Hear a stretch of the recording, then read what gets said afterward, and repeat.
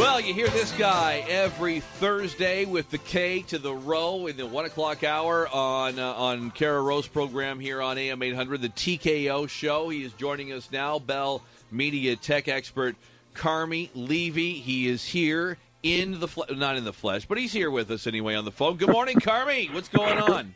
Well, I just have to make sure that I'm still, that I still exist. Yes, I do. Okay, he is real, Leah. Leah, he is real, and he's here. Yeah, he's not like Alexa, who isn't real, but maybe listening to us.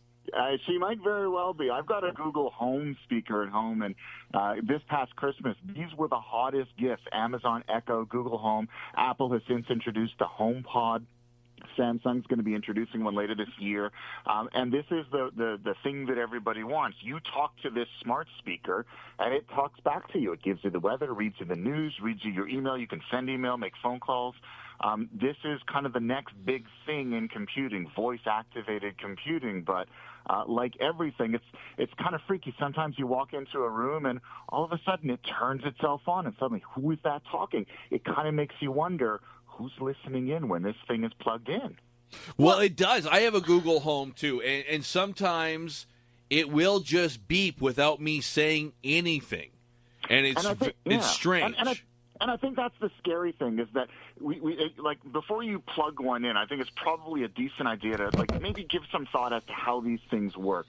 Basically, the way they do work is that they're always listening for what we call the command word. So in Google's case, it's "Hey Google" or "Okay Google." In Amazon's case, it's Alexa, because Alexa is the name of the electronic virtual assistant that lives within these Echo speakers. On Apple uses Siri, so it's "Hey Siri." And if these all sound familiar, they should be, because the same services live on your smartphone. Most of us don't use them on our smartphone because it's not that convenient to whip out your smartphone in the middle of a meeting and start talking to the speakerphone when all your friends and colleagues are looking at you. But when you're home, it's a very different story. So you could be sitting at the dinner table having a conversation. It's listening, waiting for that command word. And then as soon as it hears that command word, it wakes up and goes, okay, what do you want to do next? Weather, news, or whatever. The frightening thing is as it's listening to you, it's listening 24/7, 365. It's fair to ask the question, where's that information going? Is Apple or is Amazon or is Google, are they snooping on your life? Are they taking all of the sounds that you make in your day-to-day life, and are they storing it on a server, sharing it with advertisers? They say no, but the truth of the matter is there is a microphone. It's on all the time. You're going to want to be careful about what you say in front of it. That's crazy, because now you're in your own home, and you have to worry about what you're going to say in front of, like, your device? Yeah, well, I guess, Carmi, it's like a question of convenience versus privacy, right? Like, you give up some of your privacy in order to have this very cool device in your home. So first off, Leah, absolutely, it is crazy, and Mike, absolutely, we are making trade-offs between what kind of benefit are we getting versus what are we willing to give up in exchange for that benefit. And we've been doing that since we all bought our first computer. We've been doing that since we got a smartphone. Our smartphones are snooping on us. They're, even if we don't use them, even if we leave them in our pockets, they're marking where they've been. They're sharing that information with a whole bunch of companies that we may not even be aware of, and they're serving up ads very specifically tailored to us. So this is all, but what's changing here, and I think what raises the creep factor a little bit, is that this isn't out and about. This is inside your home, and once you close that door behind you and you sort of leave the world outside, we've all had a reasonable expectation of privacy, and I think that's no longer the case, and we want to be careful about where we leave these speakers, about where we activate them. For example, in my case, I don't put it in my bedroom. I don't put it in the bathroom. When I discuss things like finances or really private stuff, I move away from it because I'm just not sure. And I've also become familiar with, and every speaker that you can buy today has it.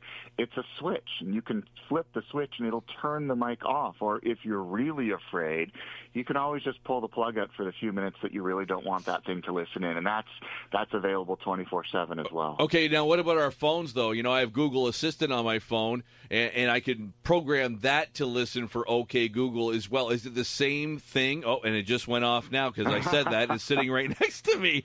Is it the same deal with that? It does. It works exactly the same way because these are the same services. Google Home and Google Android devices all have the Google Assistant built into them. Apple Home, the Apple HomePod and iPhones and iPads and Macs all have Siri built into it, and all Amazon devices have Alexa built into it. And increasingly, these virtual assistant programs, the software, they're popping up in cars. They're popping up in smart thermostats.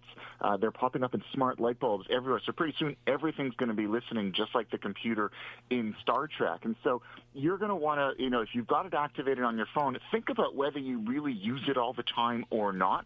First of all, A, there's that privacy concern, but B, this thing also uses a lot of battery. That listening all the time will draw your battery down faster on your phone. And so what I've done, because when I'm in a house I don't need it, I just turn that feature off on my Android phone. I only use it through my speaker. You can always text it as well, or you can manually turn it on. But there's no sense leaving it on because in most cases you'll lose about 2 or 3 hours of battery life every day. All right, I'm kicking it old school. I'm not having any of that stuff. You're done. Okay, No. Carmi Levy, he is Bell Media's tech expert. He's on with Kara Rowe every Thursday at 1 o'clock on TKO. You can tune in then.